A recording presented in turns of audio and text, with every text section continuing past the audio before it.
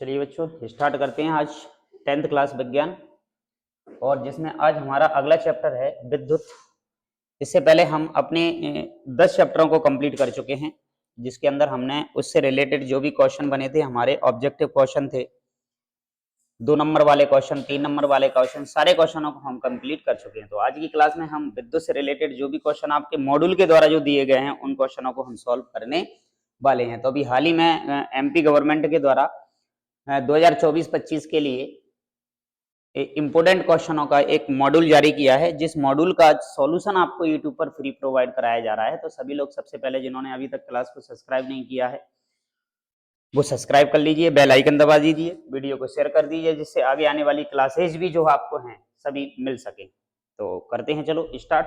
जिसमें पहला क्वेश्चन हमें ऑब्जेक्टिव से दे रखा है। ऑब्जेक्टिव के अंदर हमें सबसे पहले सही विकल्प हमें दे रखे हैं जिसके अंदर हम खाली स्थान भी देखने वाले हैं और भी पैटर्न जो भी क्वेश्चनों का बनता है वो भी हमसे देखा जाने वाला है। तो सबसे पहले क्वेश्चन की यदि हम बात करते हैं तो पहला क्वेश्चन हमें दे रखा है ओम के नियम से कि कौन सा ऐसा संबंध है जो ओम का नियम का संबंध नहीं है। भाई ओम एक वैज्ञानिक थे जिन्होंने क्या किया भाई, धारा को प्रदर्शित करते हैं हम कैसे, आई से, और एक होता है प्रतिरोध आर और एक होता है वोल्टेज। इन तीन चीजों में संबंध बताया भाई किसने, ओम जो साइंटिस्ट थे हमारे, उन्होंने धारा, प्रतिरोध और वोल्टेज में संबंध बताया। फिलहाल अपन इनके मात्रक भी यही याद कर लेते हैं। धारा का मात्रक होता है एम्पियर, प्रतिरोध का मात्रक होता है ओम, ए इसका सिंबल होता है, और विभव का मात्रक जो होता है ना उसे हम कहते हैं वोल्टेज, इसको भी से ही प्रदर्शित करते हैं। तो इन तीनों चीजों में जो संबंध बताने का प्रयास किया था ना वो कहलाता है ओम का नियम। मतलब इन्होंने बताया कि किसी चालक की भौतिक अवस्था में कोई परिवर्तन न किया जाए ना तो चालक में प्रवाहित होने वाली जो धारा होती है ना वो उसमें प्रवाहित होने वाले प्रतिरोध की और उसके समानुपाती होती है। ऐसा इन्होंने एक कंसेप्ट दिया था, उस कंसेप्ट से हमें इसको याद रखना है भाई। तो देखते हैं, बात करते हैं जो कंसेप्ट इनके द्वारा बताया गया था ना वो कंसेप्ट था इनका क्या, V बराबर आई आर, ये ओम का नियम है। अब यहां से हमारा क्या क्या कंसेप्ट निकल सकता है कि धारा और वोल्टेज समानुपाती, वोल्टेज और प्रतिरोध भी एक दूसरे के क्या, समानुपाती। मतलब ये कंडीशन बनती है वोल्टेज बढ़ेगा धारा बढ़ेगी, वोल्टेज बढ़ेगा प्रतिरोध भी बढ़ेगा, इसका मतलब ये होता है। तो उसने पूछा है कि ऐसा कौन सा संबंध नहीं है, तो भाई वोल्टेज और धारा समानुपाती ये भी संबंध है हमारा, ये भी नियम है इनका। उपरोक्त सभी जवाब हमारा है नहीं है। बी वाले में हमें दे रखा है क्या, बी स्क्वायर बटे आई एक नियतांक होता है, नहीं भाई जवाब इसमें बी स्क्वायर कहीं हमारे उस ओम के नियम के सूत्र में कहीं आता ही नहीं है। तो भाई ये हमारा क्या हो जाएगा, गलत हो जाएगा। बाकी के ऑप्शन हमारे क्या हैं, सही है। तो बी नंबर का जवाब हमारा इसका क्लियर हो जाएगा। अगला क्वेश्चन है, दूसरे क्वेश्चन की बात करते हैं। दूसरे क्वेश्चन में हमसे बोला गया है कि एमीटर को परिपथ में सदैव संयोजित किया जाता है। भाई एमीटर क्या है, पहले हम इसकी बात करें। भाई एमीटर जो है ना हमारा परिपथ में बहने वाली धारा, मतलब आई का पता लगाने वाला है कि इस परिपथ में बहने वाली धारा कितनी, उसको पता करने के लिए हम किस उपकरण का उपयोग करते हैं, अमीटर को। अब अमीटर को हमें जिस परिपथ के अंदर जो वायर से बना हुआ है उसमें हमें अमीटर को जोड़ना पड़ेगा, तब जाके हम ये बता सकते हैं कि इसमें कितनी धारा बह रही है। तो इसको जोड़ने के दो तरीके हैं, या तो हम इसको समांतर क्रम में जोड़ सकते हैं या फिर श्रेणी क्रम में जोड़ सकते हैं। तो याद रखना अमीटर को हमेशा श्रेणी क्रम में संयोजित किया जाता है, इस बात को याद रखना। देखो जो भी हमारे पास जैसे प्रतिरोध है, हमारे पास संधारित्र है, इनको जोड़ने के दो क्रम होते हैं, एक समांतर क्रम होता है और श्रेणी क्रम होता है। समांतर क्रम जो है ना वो हमारे घरों में जो लाइट फिटिंग की जाती है ना वो समांतर क्रम में सारे उपकरण जुड़े हुए हैं, जिससे सभी उपकरणों को बराबर बराबर धारा मिलती है, बराबर बराबर क्या मिलता है, वोल्टेज मिलता है। लेकिन श्रेणी क्रम में क्या हो जाता है तो उनका जो वोल्टेज होता है ना वो क्या हो जाता है, बंटवारा उसका हो जाता है। तो इसलिए घरों में जो उपकरण जोड़े जाते हैं ना वो सभी समांतर क्रम में जोड़े जाते हैं। लेकिन हम इस एमीटर को परिपथ में सदैव जोड़ने वाले हैं कौन से क्रम में, श्रेणी क्रम में। तो आंसर हमारा इसका श्रेणी क्रम हो जाएगा। अगला क्वेश्चन है तीसरा कि प्रतिरोध का मात्रक क्या होता है। जस्ट अभी हमने पढ़ा था प्रतिरोध का मात्रक क्या होता है भाई, ओम। तो ये रहा जवाब हमारा कि प्रतिरोध का मात्रक क्या होता है, ओम। आप ओम लिख भी सकते हो और ओम का सिंबल भी बनाया हुआ दे रखा होता है। उसके बाद अगला क्वेश्चन है हमारा चौथा क्वेश्चन, जो कि एक तरीके से हमें न्यूमेरिकल दे रखा है और इस न्यूमेरिकल को हम आगे सॉल्व करेंगे। फिलहाल इसके आंसर को हम याद रखे लेते हैं कि इसका आंसर जो होगा ना वो कितना होगा हमारे पास, आगे सॉल्व करेंगे हम इसको कि 50 वाट और 250 वोल्टेज कि एक लैंप में प्रवाहित विद्युत धारा का मान कितना होगा भाई। तो ये अभी याद रख लेना भाई, आगे हम इसको सॉल्व करेंगे। इसके जो भी न्यूमेरिकल बनते हैं उन न्यूमेरिकलों को हम अगली कोई क्लास एक अलग से बनाई जाएगी, उस क्लास में आपको ये क्वेश्चन प्रोवाइड कराए जाएंगे। क्लियर। क्वेश्चन नंबर 5 की बात करते हैं। क्वेश्चन नंबर 5 में हमें दे रखा है कि यदि विभवांतर को वोल्ट में तथा धारा को एम्पियर में मापें तो शक्ति का मात्रक क्या होगा भाई। शक्ति क्या है कि भाई एक तरीके से जो धारा प्रवाहित होती है ना, तो तारों के अंदर क्या उत्पन्न होता है भाई, एक शक्ति उत्पन्न होती है। तो इस तरीके से उसको मापने का हमारे पास जो एक वैल्यू जो बनेगी ना, वो क्या होनी चाहिए भाई, उसको हम काय काय में मापेंगे। तो भाई उसको हम माप सकते हैं काय में, वोल्ट और एम्पियर में। एम्पियर धारा का मात्रक हो गया, वोल्टेज, वोल्ट जो है ना वो वोल्टेज का मात्रक हो गया। तो यही उसने बोला है कि विभवांतर को वोल्ट में और धारा को काय में, एम्पियर में। तो धारा तो एम्पियर में हो गई, ये रही, और वोल्ट इसका भी मात्रक क्या होता है, वोल्ट ही होता है। तो हमारा जवाब ये हो जाएगा। तो शक्ति का मात्रक इन दोनों के मिलने से ही बनेगा। तो इसको हम कह देंगे क्या, शक्ति। मतलब शक्ति को प्रदर्शित करते हैं हम काय से, P से। तो P बराबर हमारे पास एक फॉर्मूला होता है जो बन जाएगा VI। P बराबर VI, V मतलब वोल्टेज, I मतलब धारा। तो ये वोल्टेज बन गया और ये एम्पियर बन गया। तो ये जवाब हो जाएगा, ये मल्टीप्लाई में है यहाँ। ठीक, तो जवाब हो जाएगा हमारा क्या, B नंबर वाला। अगला क्वेश्चन दे रखा है कि एक अश्व शक्ति में कितने वाट होते हैं। 1 HP, इसको 1 HP बोलते हैं, 1 हॉर्स पावर। इसमें कितने वाट होती हैं, तो याद रखना है भाई 786 वो सॉरी 46 वाट होते हैं। तो याद रखना है 740 1 हॉर्स पावर बराबर। इसका मतलब ये होता है कि ये जब भी मात्रक जब बना होगा कि भाई एक घोड़े के अंदर इतनी पावर होती है, 746 वाट होती है। तो उससे इसका एक मात्रक बना दिया गया था। उस समय से आज तक इसको याद रखा जाता है। तो घर में जो भी हम उपकरण उपयोग में लाते हैं, आजकल हमने देखा होगा टिल्लू पंप की मोटर जो हम लेके आते हैं, उसको लिखा रहता है उस पर कि ये आधा HP की है, या ये 1 HP की है, या 1 हॉर्स पावर का है। ट्यूबवेल के लिए भी हम बड़ी बड़ी मोटरें लेके आते हैं, उन पर भी लिखा रहता है भाई ये 10 HP की है, या 12 HP की है, या 15 HP की है। तो ये हॉर्स पावर को उनमें मापा जाता है कि ये कितनी ज्यादा इनके अंदर पावर है। तो याद रख लेना इस बात को, ठीक है। उसके बाद अगला क्वेश्चन, 7वां क्वेश्चन हमें दे रखा है। 7वें क्वेश्चन में हमसे पूछा गया है कि भाई विभवांतर जो है ना वो क्या मापता है, वो विभवांतर मापन वाले यंत्र को क्या कहते हैं। विभवांतर किस चीज से मापा जाता है भाई, ये हमसे दे रखा है। तो विभवांतर मापने के लिए हम वोल्ट मीटर का उपयोग करते हैं। अमीटर हम पढ़ चुके हैं भाई, इससे क्या मापेंगे हम, धारा। ठीक है। गैल्वेनोमीटर से क्या मापेंगे भाई हम, इससे भी धारा ही मापी जाती है वैसे तो देखा जाए तो। लैक्टोमीटर से क्या मापेंगे भाई, दूध, दूध की शुद्धता मापने वाला है, दूध की शुद्धता मापने वाला उपकरण। बाकी का वोल्ट मीटर से हम पता करते हैं क्या, विभवांतर। ठीक है। तो ये हमारे हो गए 7 क्वेश्चन हमें इसमें दे रखे थे। अब इनको रीड कीजिए। अब आ जाते हैं हमारे पास क्या, खाली स्थान। तो खाली स्थानों में सबसे पहले क्वेश्चन की हम बात करते हैं कि एक प्रतिरोध की प्रभाव हमें दे रखे हैं कि किसी तार का जो प्रतिरोध होता है ना भाई, ऐसा कोई हमारे पास तार नहीं है जिसका प्रतिरोध नहीं हो। प्रतिरोध मतलब जो धारा के मान में क्या डालेगा, रुकावट। धारा के मान में जब जब रुकावट डलेगी ना, तब तब तार गर्म होगा।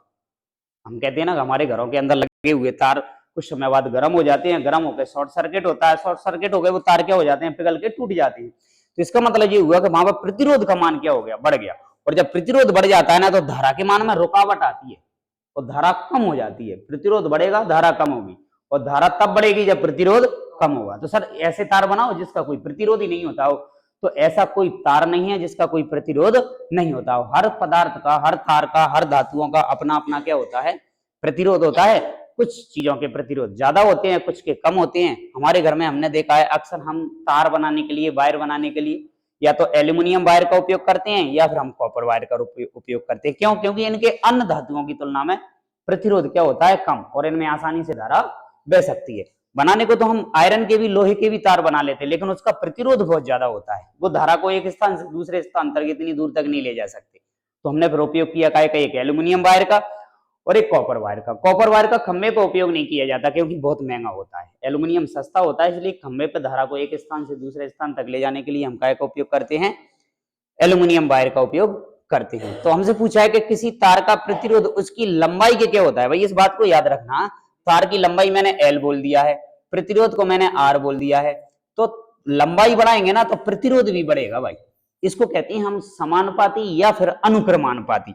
जैसे जैसे तार की लंबाई बढ़ती जाएगी ना, वैसे वैसे तार का प्रतिरोध भी बढ़ता चला जाएगा। अक्सर आपने देखा होगा कि जो एक खंभे से दूसरे खंभे की जो दूरी होती है ना, वो फिक्स होती है। ऐसा नहीं होता है कि 2 किलोमीटर बाद एक खंभा लगाया जाए फिर दोनों के बीच में तार जोड़ा जाए, तो इतनी लंबी दूर तक एक ही तार नहीं ले जा सकते, क्योंकि वो तार 2 खंभों के बीच में उनकी दूरी ज्यादा हो गई, लंबाई ज्यादा हो गई, और लंबाई ज्यादा हो गई तो वो तार गर्म होगा, तो गर्म होकर पिघल के टूट सकता है। इसलिए खंभों की निश्चित दूरी रखी जाती है कि भाई 100 फुट पे या 120 फुट पे एक खंभा लगाया जाएगा, उसके बाद फिर अगला लगाया जाएगा, तो उनके बीच में जॉइंट लगे रहते हैं। तो यहाँ पे जवाब हो जाएगा, या तो हम इसको समानुपाती लिख सकते हैं या अनुक्रमानुपाती, आप जो भी याद रख सको रख लेना। अनुक्रमानुपाती। कुछ लोग कहते होंगे सर कभी कभी समानुपाती भी लिख देते हैं, तो बात एक ही है, इसको हम समानुपाती भी बोलते हैं, तो घबराना नहीं है, समानुपाती शब्द भी यदि आ जाता है तो। अगला दूसरा क्वेश्चन हमें दे रखा है, और दूसरे क्वेश्चन में हमसे पूछा है कि एक आदर्श अमीटर का प्रतिरोध कितना होना चाहिए। एक बहुत अच्छा अमीटर, और अमीटर से क्या पता करते हैं हम, धारा का मापन करते हैं। तो धारा का मापन करने के लिए हमें एक ऐसा आदर्श अमीटर चाहिए जिसका प्रतिरोध क्या होना चाहिए भाई, 0 होना चाहिए, तभी जाके हम उसमें धारा का मापन कर सकते हैं। यदि कुछ ना कुछ इसका प्रतिरोध होगा, कुछ ना कुछ इसका प्रतिरोध होगा, तो धारा कम हो जाएगी, धारा का शुद्ध मापन हमें नहीं मिल पाएगा। इसलिए इसका प्रतिरोध कितना रखना पड़ेगा हमें, बिल्कुल 0 रखना पड़ेगा, कोई ऐसी धातु से बनाना ही पड़ेगा हमें। लेकिन व्यवहार में ऐसी चीज संभव नहीं है, क्योंकि 0 प्रतिरोध किसी का होता ही नहीं है। ठीक है, फिर भी बात करते हैं अगला, फ्यूज वायर। फ्यूज वायर आप जानते हैं कि फ्यूज तार घरों में जो होता है हमारी, जब कभी ज्यादा मात्रा में धारा आ जाती है ना, उस धारा को से उपकरणों को फूकने से रोकने के लिए इस फ्यूज वायर का उपयोग किया जाता है, और इस फ्यूज वायर को घर में श्रेणी क्रम में लगाया जाता है भाई, ये भी याद रख लेना। फ्यूज वायर घर के अंदर बहुत सारा, एक आज तो एमसीबी लगा देते हैं अपन, मेन शॉर्ट सर्किट जहाँ रहता है अपना, बाद बाकी का पहले बोर्डों के अंदर भी एक फ्यूज वायर लगा रहता था। जब क्या होता था कि जब ज्यादा मात्रा में धारा आती थी ना, तो वो फ्यूज वायर पिघल के टूट जाता था, हमारे घर के उपकरण फूकने से क्या हो जाते थे, बच जाते। मतलब एक तरीके से जी हमारा चौकीदार है भाई। आजकल इसी चीज का बोरिंग की मोटर में भी जब धारा खराब आती है, लाइट खराब आती है, तो वहां पे भी इसका उपयोग किया जाता है। वो वायर टूट जाता है, हमारे उपकरण जो है घर के अंदर फूकने से क्या हो जाते हैं, बच जाते हैं। तो फ्यूज वायर किसी संयंत्र के साथ हमेशा कौन से क्रम में जुड़ा रहेगा भाई, श्रेणी क्रम में जुड़ा रहेगा भाई। ठीक है, उसके बाद अगला दे रखा है कि अधिकतम विभवांतर प्राप्त करने के लिए सेलों को किस क्रम में जोड़ना पड़ेगा। भाई घर के अंदर अपने जो सेल होते हैं ना, उन सेलों का भी संयोजन किया जाता है। तो जो सेल है हमारे, जिससे हमें ज्यादा से ज्यादा मात्रा में हमें क्या मिल सके भाई,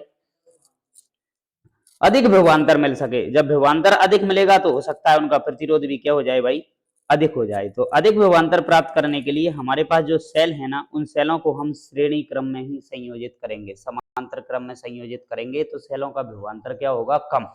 ज्यादा वोल्टेज लेने के लिए, अधिक वोल्टेज प्राप्त करने के लिए, एक सेल का हिस्सा दूसरे सेल के पीछे वाले हिस्से से जोड़ के हम आगे बनाते चलते हैं, तो ये कहलाता है हमारा श्रेणी क्रम। श्रेणी क्रम, इसका भी जवाब हमारा क्या हो जाएगा, श्रेणी क्रम। और एक क्वेश्चन हम पढ़ चुके हैं कि हमारे घर के अंदर सभी उपकरण किस क्रम में जुड़े रहते हैं भाई, तो ये जाएगा हमारा क्या, समांतर क्रम। समांतर क्रम। तो ये थे हमारे क्या, खाली स्थान। आगे चलते हैं अगले क्वेश्चन की तरफ। अगले क्वेश्चन में हमें जोड़ी बनाने के लिए दे रखी है भाई, मैचिंग करना है भाई। मैचिंग करना बड़ा आसान है, देखते हैं अभी हम। वो ज्यादातर हमें जो दे रखे हैं ना अगले कॉलम में, वो हमें मात्रक दे रखे हैं। विद्युत धारा का मात्रक क्या होता है भाई, अपन ऑप्शन लिखते चलेंगे उनके। विद्युत धारा का मात्रक होता है एम्पियर, तो इसका बा वाला जवाब क्लियर हो जाएगा।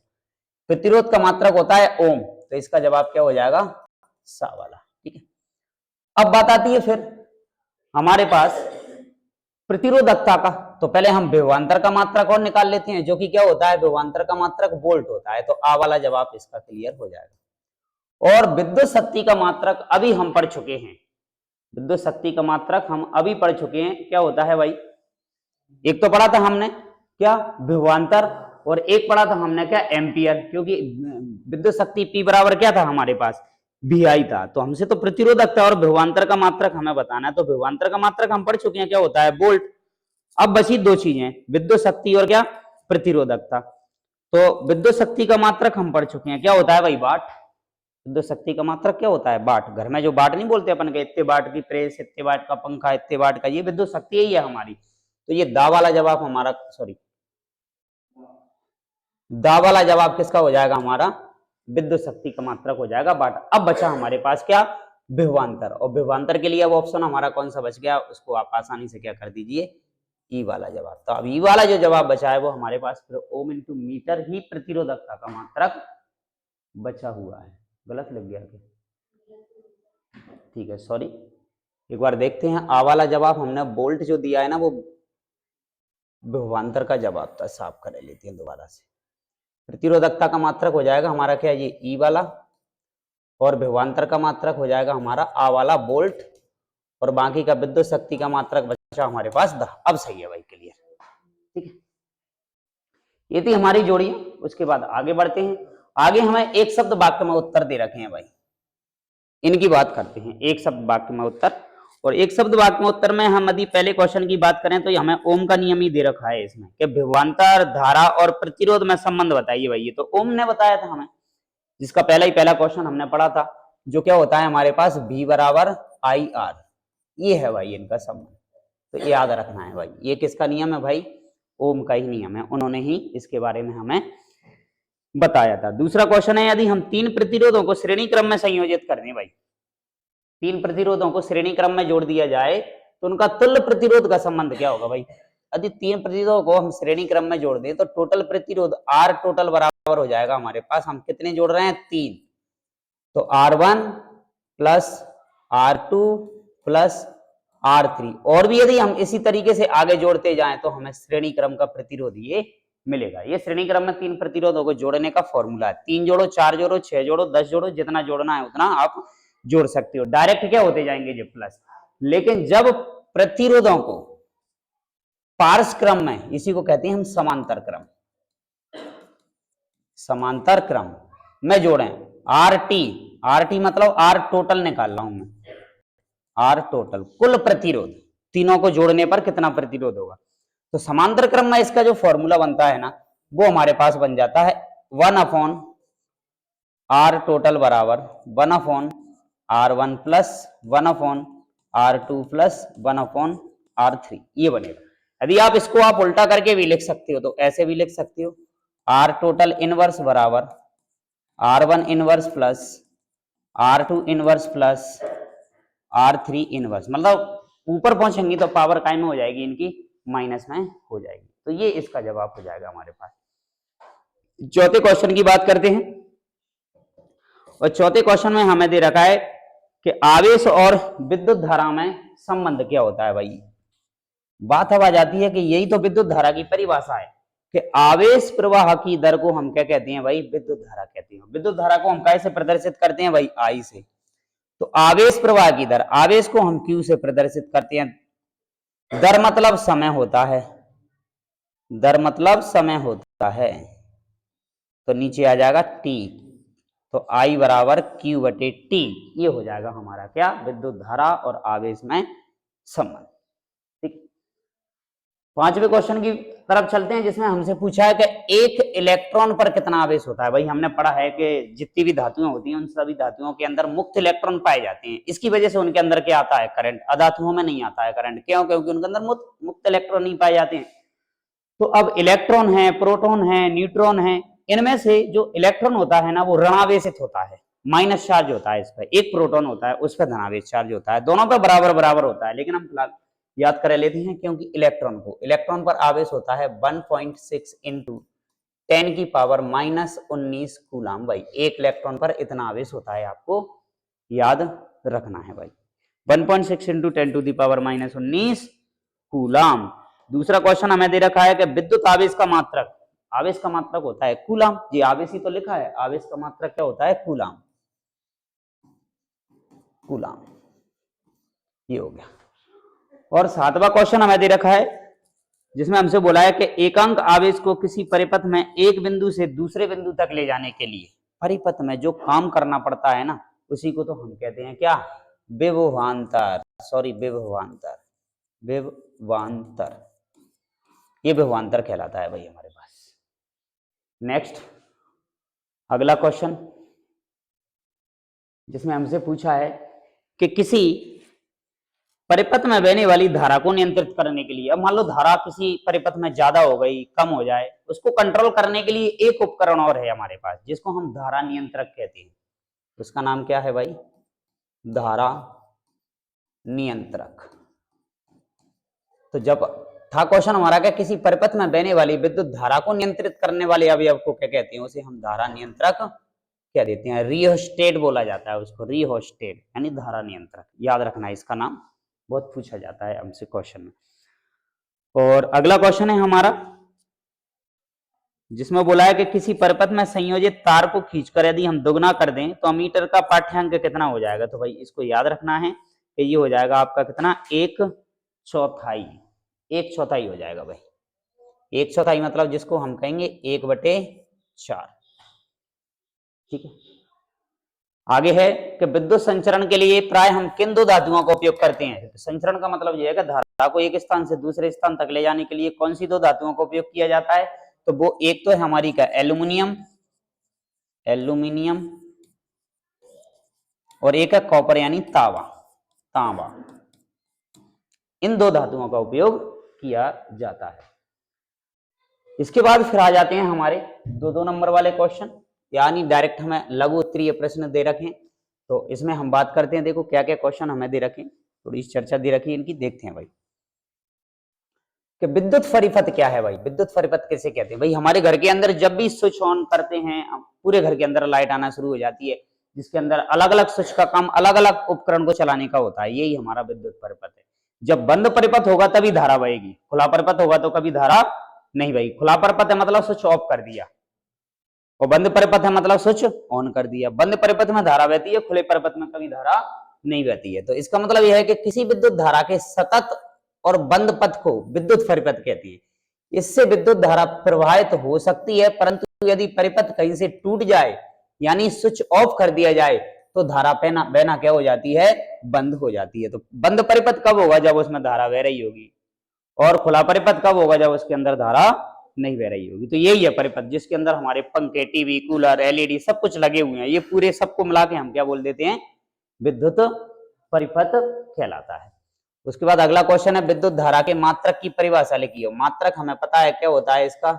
एम्पियर। विद्युत धारा का मात्रक क्या होता है? एम्पियर। और विद्युत धारा हम कहते कैसे हैं भाई? आवेश प्रवाह की दर को विद्युत धारा कहती है, मतलब I बराबर Q/T। आवेश का मात्रक, Q का मात्रक क्या होता है? कूलाम, और T समय का मात्रक सेकंड होता है, और धारा का मात्रक एम्पियर होता है। तो इसको मैं लिख लेता हूं, धारा का मात्रक एम्पियर, आवेश का मात्रक कूलाम और समय का मात्रक सेकंड। यदि मैं 1 एम्पियर धारा लेना चाहता हूं तो मुझे आवेश कितना चाहिए? 1 कूलाम, और समय भी कितने चाहिए मुझे? 1 सेकंड। यदि मैं किसी तार के अंदर, ध्यान से रखना, यदि मैं किसी तार के अंदर 1 सेकंड तक 1 कूलाम आवेश प्रवाहित करता हूं तो उस तार में उत्पन्न धारा कितनी होगी? 1 एम्पियर होगी। ये रही परिभाषा।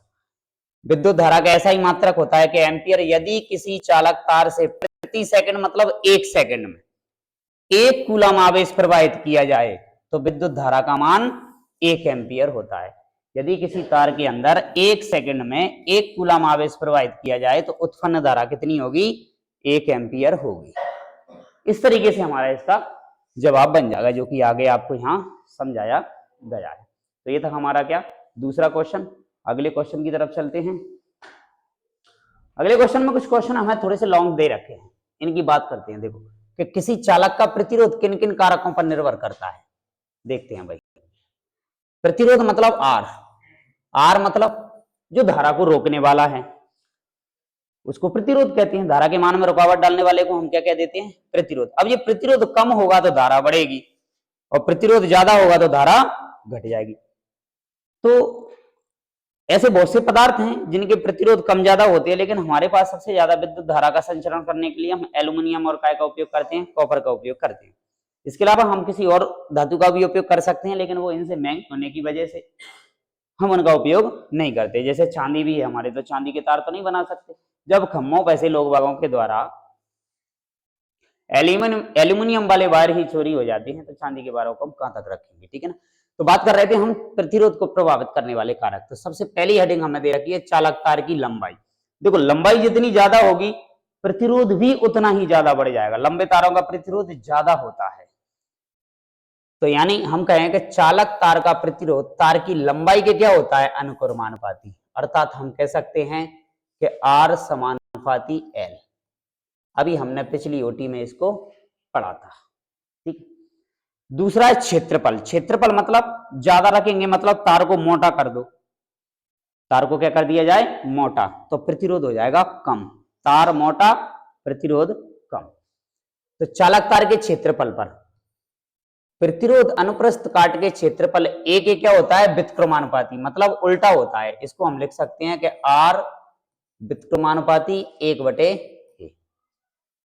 मतलब यहां का संबंध बनता है, यदि क्षेत्रफल बढ़ेगा तो प्रतिरोध क्या हो जाएगा, कम हो जाएगा। ये उल्टा संबंध है, उल्टा अनुपाती भी कहते हैं हम इसको, ठीक है। तो मोटे तारों का प्रतिरोध पतले तारों की तुलना में क्या होता है, कम होता है, याद रखना है। दूसरा है पदार्थ की प्रकृति। अब जैसा पदार्थ है भाई, वैसा उसका क्या होगा, प्रतिरोध होगा। उदाहरण के लिए नाइक्रोम जो है ना, उस तार का प्रतिरोध कॉपर के तार से लगभग कितने गुना होता है, 60 गुना अधिक होता है। 60 गुना अधिक होता है, मतलब बहुत ज्यादा होता है। 60 गुना का मतलब ये है कि यदि कॉपर के तार का प्रतिरोध 10 है तो 10 का 60 गुना कर दो भाई, तो ये हो गया आपका कितना, 600 प्रतिरोध होगा नाइक्रोम तार का। तो नाइक्रोम के तार में से धारा को प्रवाहित करो और कॉपर के तार में से प्रवाहित करो, तो धारा को बड़ी दिक्कत आएगी किसमें बहना, प्रवाहित होना, नाइक्रोम के तार में। कॉपर के तार में आसानी से धारा बह जाएगी, ये होता है इसका मतलब। अगला है तापमान पर। शुद्ध धातुओं का प्रतिरोध ताप बढ़ाने पर बढ़ जाता है, ताप कम करने पर कम हो जाता है भाई। जैसे देखा होगा गर्मियां जब ज्यादा पड़ती हैं तो तारों के अंदर थोड़ी सी चिंगारी तुरंत निकलती है और उनसे आग बहुत ज्यादा गर्म होते हैं तार, क्योंकि एक तो गर्मी की वजह से तार अलग से गर्म हो रहा है और फिर खुद की गर्मी की वजह से तार भी अलग से गर्म हो रहा है, तो दोनों डबल गर्मी उनको मिलती है, तो तार अपने आप पिघल के क्या हो जाते हैं, टूट जाते हैं। इसलिए अक्सर देखा होगा बहुत ज्यादा तेज गर्मियों में जहां पर पावर हाउस होते हैं वहां पर उनको ठंडा करने के लिए कूलर लगाए जाते हैं और बार बार लाइट कटती है, शट डाउन हो जाते हैं वो, क्योंकि ज्यादा गर्मी को वो झेल नहीं पाते हैं, इसलिए ऐसा होता है वहां पे, ठीक है। तो ये क्वेश्चन का जवाब हमारा ये हुआ। आगे बात करते हैं अगले क्वेश्चन के साथ, जिसमें चौथा क्वेश्चन है कि एक ही तथा समान लंबाई के दो तारों में, दोनों तार समान लंबाई के हैं, यदि एक पतला है और दूसरा कैसा है, मोटा, पतले तार का आर क्या होगा, ज्यादा, मोटे तार का आर क्या होगा भाई, कम होगा। हम ऊपर पढ़ चुके हैं अभी जस्ट इससे पहले वाले को। तो इसमें से किसमें विद्युत धारा आसानी से प्रवाहित होगी और उन्हें समान विद्युत स्रोत से संयोजित किया जाए तो, और क्यों, तो बिल्कुल क्लियर हो गया। पतले तार का प्रतिरोध ज्यादा होता है इसलिए धारा क्या होगी उसमें, कम। मोटे तार का प्रतिरोध कम होता है इसलिए उसमें धारा क्या होगी, अधिक होगी। यही जवाब होगा इसका। इधर देखते हैं, हम जानते हैं कि किसी चालक तार का प्रतिरोध उसके अनुप्रस्थ काट के क्षेत्रफल के क्या होता है, उल्टा अनुपाती, व्युत्क्रमानुपाती कहते हैं जिसको हम। अर्थात मोटे तार का अनुप्रस्थ काट का क्षेत्रफल अधिक होता है अथवा मोटे तार का प्रतिरोध पतले तार के प्रतिरोध की अपेक्षा क्या होता है, कम होता है, जिसके फलस्वरूप मोटे तार से विद्युत धारा आसानी से प्रवाहित होगी पतले तार की तुलना में। इसलिए तार जो बनाए जाते हैं, आपने देखा होगा कि कभी वो एक बार नहीं बनाया जाता, बहुत सारे पतले तारों को इकट्ठा करके एक तार बनाया जाता है जो कि मोटा हो जाता है। उसके पीछे और भी कई कारण हैं, एक कारण ये भी है उनमें से। इसलिए कभी एक तार नहीं बनाया जाता, पतले पतले तारों को जोड़ के बनाया। एक एल्यूमिनियम का वायर अक्सर आपने देखा होगा घरों में, कभी कभी सस्ता वाला अपन लेके आ जाते हैं, वो एक सिंगल वायर रहता है, वो कभी भी टूट जाता है पिघल के। लेकिन जब ऐसे पतले पतले तारों को इकट्ठा करके जोड़ के बना के एक मोटा तार बनाया जाता है, वो थोड़ा अच्छा चलता है, महंगा भी आता है वो थोड़ा सा, ठीक है। तो ये था इसका जवाब, ठीक है। आगे बढ़ते हैं। आगे अगला क्वेश्चन दे रखा है कि विद्युत टोस्टरों तथा विद्युत स्तरियों, टोस्टर मतलब यहाँ पे हीटर वगैरह जो भी होंगे, स्तरी मतलब यहाँ पे ये प्रेस वगैरह जो है हमारे पास, इनके तापन अवयव शुद्ध धातु के ना बनाकर कैसे बनाए जाते हैं, अशुद्ध, जिसको हम मिश्र धातु या फिर मिश्रातु कहते हैं। ऐसा क्यों,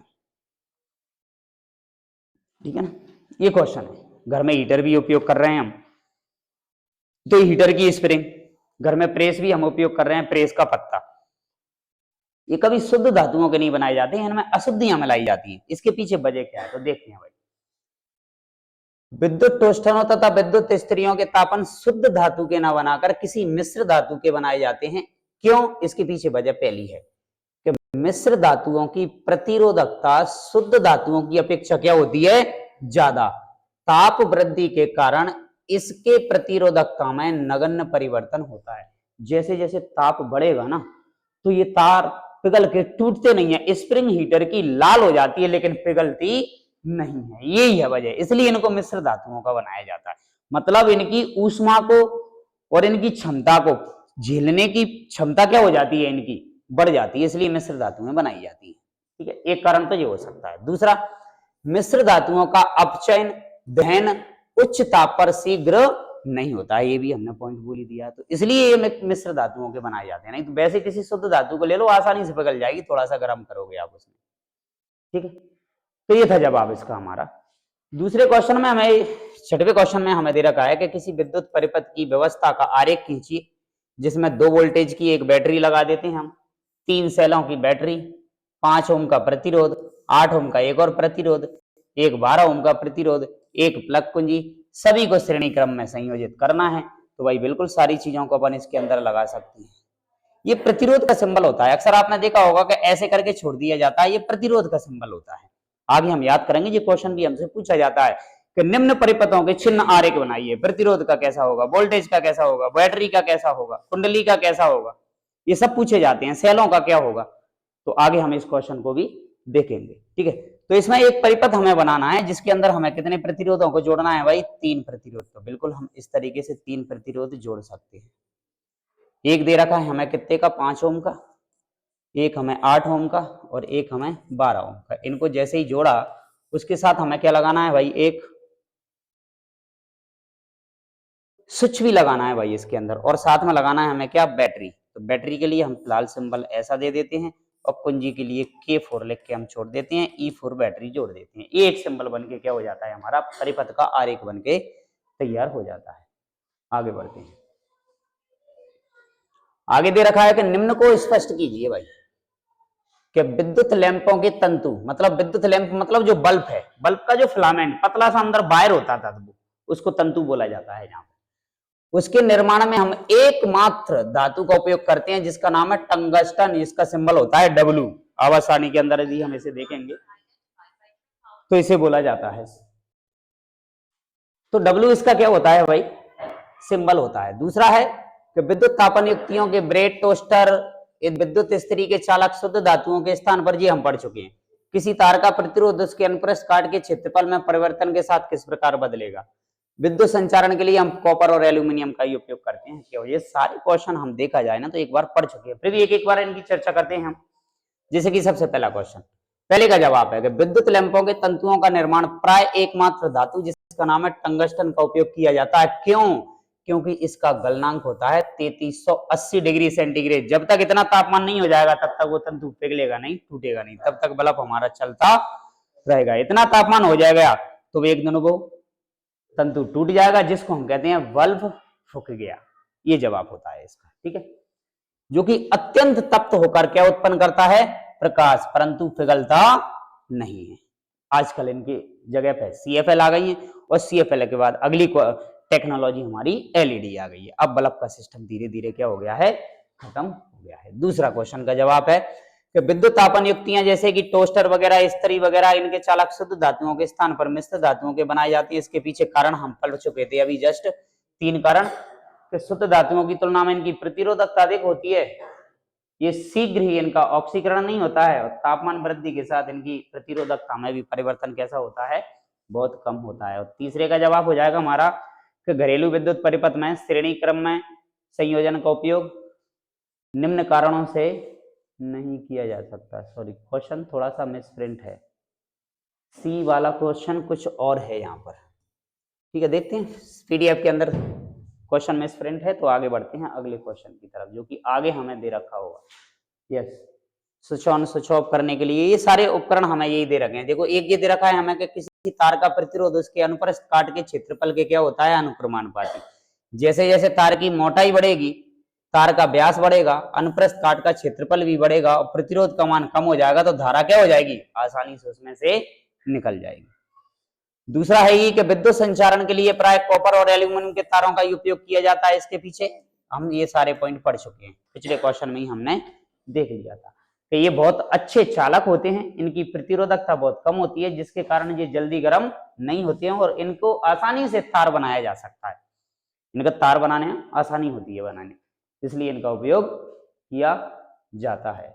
तो ये थे क्वेश्चन हमारे इस मॉड्यूल के अंदर, जो क्वेश्चन अभी तक के इसमें से दिए गए हैं। तो पैटर्न तो अच्छा है इनके अंदर क्वेश्चनों, तो आप एक बार अच्छे से इन क्वेश्चनों को रीड कीजिए, स्टडी कीजिए, इनके ऑब्जेक्टिव क्वेश्चनों को देखिए, और साथ में आपका प्लस में आपके नोट्स भी बहुत इंपॉर्टेंट होते हैं। जो भी आपने क्लासरूम में आपने नोट्स तैयार किए हैं आपने, उनको भी आप अच्छे से देख के चलिए। तो बिल्कुल आपका साइंस का जो भी चैप्टर था अपना विद्युत, जिसको हम बोले, इस चैप्टर से ऑब्जेक्टिव क्वेश्चन भी पूछे जाते हैं और कुछ क्वेश्चन ये भी हमारे पास आते हैं। तो आप आसानी से इन क्वेश्चनों को क्या कर सकते हो भाई, सॉल्व कर सकते हो।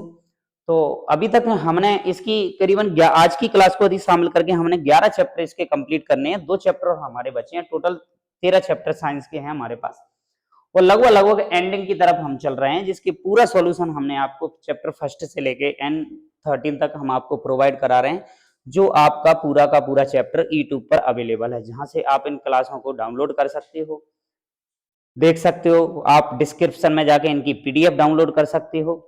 तो इतना आप स्टडी करिए भाई, इससे आगे का काम जो भी है, अगला चैप्टर जो भी रहेगा वो आपको फिर से प्रोवाइड कराया जाएगा अगली क्लास के साथ। तो अभी तक जिन लोगों ने क्लास को ज्वाइन नहीं किया है वो चैनल को सब्सक्राइब करिए, क्लास को ज्वाइन करिए, जिससे कि आपको आगे आने वाली क्लासों के नोटिफिकेशन भी मिलते रहें। साथ में बेल आइकन दबाना ना भूलिए। तो मिलते हैं आपसे अगले चैप्टर के साथ, अगली क्लास के साथ। तब तक के लिए बहुत बहुत धन्यवाद।